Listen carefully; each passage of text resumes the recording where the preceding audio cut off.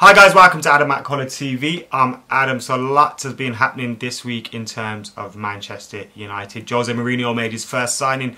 Eric Bailly coming in from Villarreal. The centre-half signed for around £30 million.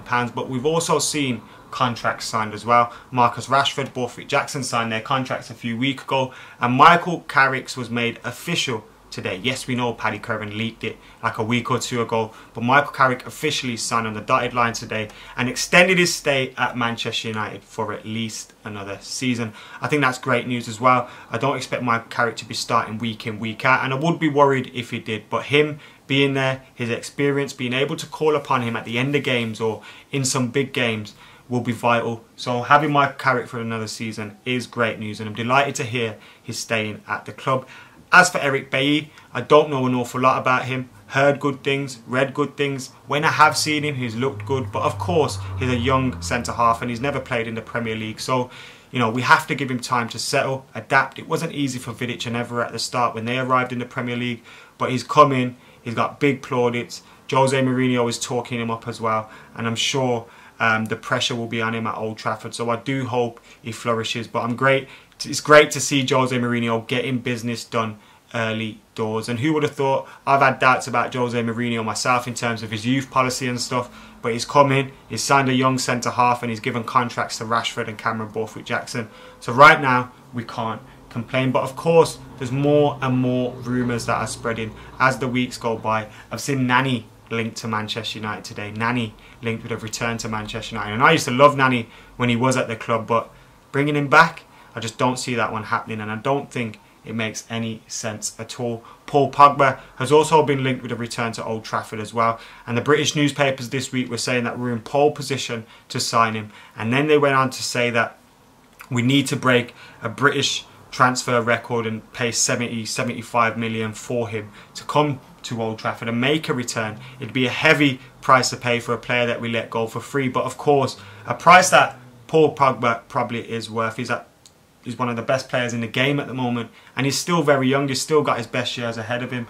Makes it even more so gutting that we did let him go for free. But to see him come back to Old Trafford would be a huge sign of intent from Jose Mourinho, Manchester United, to be able to sign a player like that when we've only got Europa League football, and there's a lot of criticism about the way things have run at Manchester United at the moment. Would be a huge sign of intent.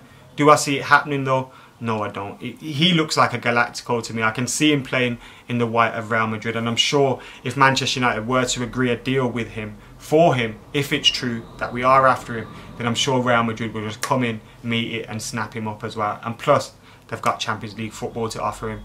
That top four, not getting top four, obviously becomes a problem when you're chasing the players like that who also have Barcelona and Real Madrid interested in them as well. But yeah, so there's going to be a lot of rumours recently, a lot more rumours to go this week. Zlatan Ibrahimovic, the latest on him is that we have to wait until the June the 30th to sign him up. That's because he's in line for a loyalty bonus from Paris Saint-Germain. He wants to get that payment, so he has to wait for that date when he officially becomes a free player. Who knows, he may have something agreed. Di Marzio, who's quite reliable, he broke Jose Mourinho before many outlets did. He's on Twitter saying that it's done deal, it's definitely happening, and he was insistent with Jose Mourinho as well. So maybe Zlatan's the same. We're just waiting for that date to pass, and once it does pass, he'll be our man. But it's interesting, very interesting, and I hope he's not just using Manchester United's name to sell his sportswear A to Z or whatever it's called, because I think it would be a fantastic signing.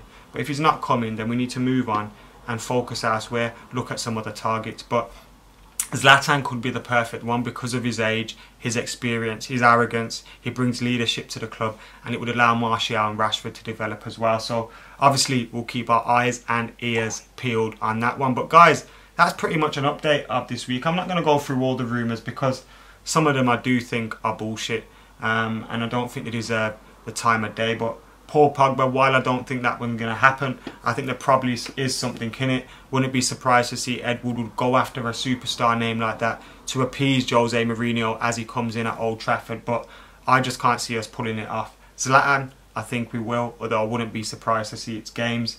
Nani, can't see that one happening. And of course, I'm delighted for Michael Carrick as well. So guys, that's an update on what's been going on in the transfer market and the rumours a little bit this week. If you want to hear more of that, make sure you hit that subscribe button. We'll have plenty more content coming your way. Also have daily Euro 2016 content as well. See you soon.